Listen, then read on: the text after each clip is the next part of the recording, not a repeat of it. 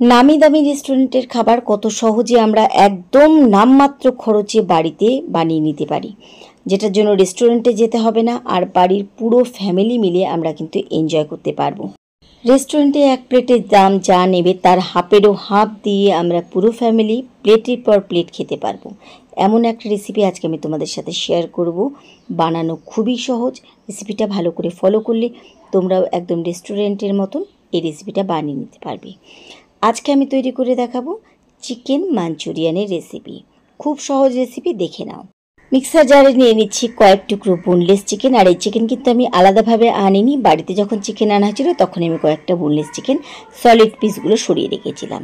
এর মধ্যে দিয়ে দিচ্ছি 1 ইঞ্চির মতন আদার টুকরো, আর দিচ্ছি 10 থেকে 12 কোয়া রসুন, সাথে দিচ্ছি স্বাদ মতন 1 চামচ নুন, আর দিচ্ছি কয়েকটা কাঁচা লঙ্কা, দিচ্ছি সয়া সস 1 চামচ।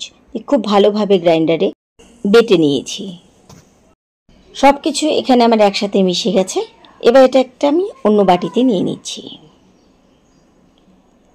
এর মধ্যে আর কোনো কিছু মেশানোর দরকার নেই। আর চিকেনটা বাটার সময় কিন্তু কোনো রকমের জল দেবে না, তাহলে এরকম সুন্দরভাবে কিন্তু শুকনোভাবে বাটাটা হবে। অনেকে কিন্তু এর মধ্যে কর্নফ্লাওয়ার বা ময়দা এক্সট্রা করে মেশা, আমি বলবো না। তার কারণ হচ্ছে এই বলটা ভেতর থেকে যতটা নরম হবে এই বলগুলো চিকেনগুলো কিন্তু তত ভেতরে সেদ্ধ হবে। আর যদি কর্নফ্লাওয়ার বা ময়দা দিই ভেতরে তাহলে কিন্তু এটা খুব শক্ত হয়ে যাবে। তাই বলগুলোকে এরকম নরম নরমভাবে গোল গোল করে বানিয়ে নিচ্ছি লাড্ডুর মতন।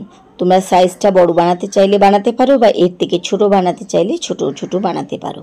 বাড়িতে অনেক সময় সলিড পিস যখন আনা হয়, সলিড পিস নিয়ে কিন্তু অনেকে ঠেলাঠেলি শুরু যায়। অনেক বাড়িতে কিন্তু এটা খেতে চায় না, তখন ফেলে না দিয়ে এভাবে কিন্তু মাঝে মাঝে চিকেন মাঞ্চুরিয়ান বানিয়ে নিতে পারো। এখানে নিয়েছি আমি সামান্য পরিমাণে কর্নফ্লাওয়ার দিয়ে ভালোভাবে বাইরেটা কোটিং করে নিচ্ছি, যেন বলগুলো তেলে পড়ে কড়াইতেও না লাগে আর বলগুলো খুব সুন্দরভাবে ভাজা হয়। কর্নফ্লাওয়ার যদি তোমাদের কাছে অ্যাভেলেবেল না থাকে তাহলে এখানে কিন্তু তোমরা হালকা একটু ময়দা দিয়ে উপরে এভাবে কোটিং করে দেবে। মানে বাইরের কোটিংটা হবে আমাদের শক্ত, ভেতরে কিন্তু খুব ভালোভাবে চিকেন আমাদের সেদ্ধ হয়ে যাবে। তো আমি এক এক করে এভাবে বলগুলোকে বানিয়ে নিচ্ছি।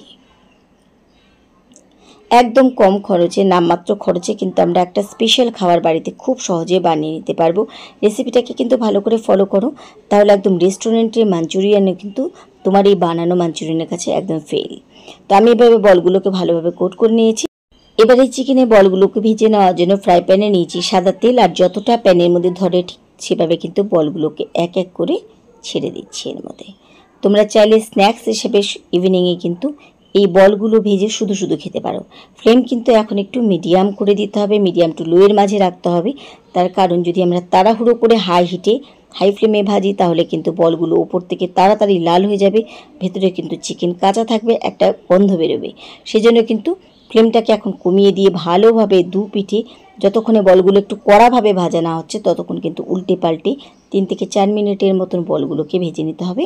এতে বলগুলো এত ভালো ভেতরে সেদ্ধ হবে যে তোমরা কিন্তু এটা মাঞ্চুরিয়ান যদি না বানাতে চাও, না বানিয়ে শুধু এই বলগুলোকে কিন্তু সস দিয়ে খেতে পারো।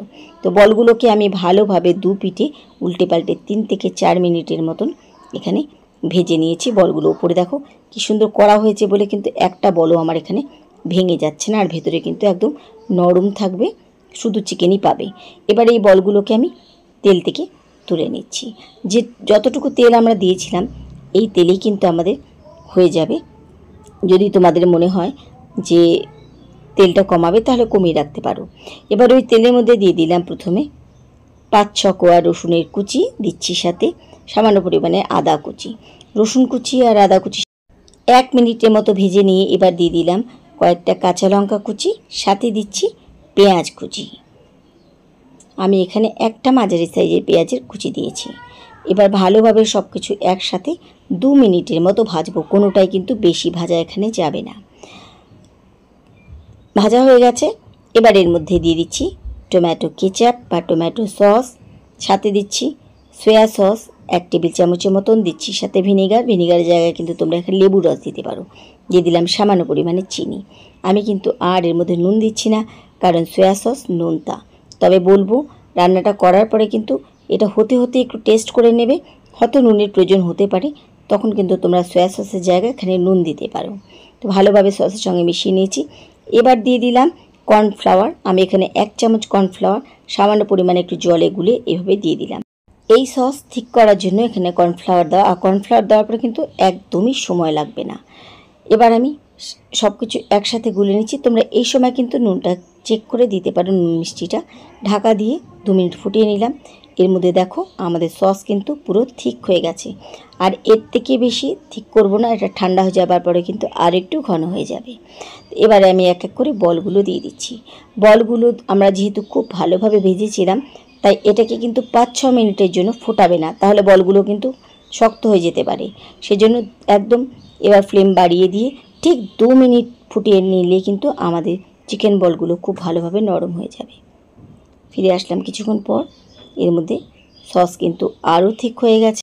এবার আমি গ্যাস ওভেন বন্ধ করে দিচ্ছি। তৈরি হয়ে গেল আমাদের খুব সহজে অল্প ইনগ্রিডিয়েন্টস দিয়ে তৈরি করা চিকেন মাঞ্চুরিয়ান। এটা এবার চাউমিন বা ফ্রাইড রাইস যেটা দিয়ে খেতে পছন্দ করো সেটা দিয়ে খেতে পারো। কেমন লাগলো আমার আজকের রেসিপি অবশ্যই কিন্তু তোমরা কমেন্ট করে জানাবে। রেসিপি ভালো লাগলে বরাবরের মতো লাইক শেয়ার করে দিও। তাহলে আজকের মতো এটুকুই। সবাইকে ধন্যবাদ জানিয়ে আজকে এখানে বিদায় নিচ্ছি। ফিরে আসবো আবার অন্য কোনো রেসিপির সাথে অন্য কোনো দিন। সেই পর্যন্ত সবাই খুব ভালো থেকো, সুস্থ থেকো।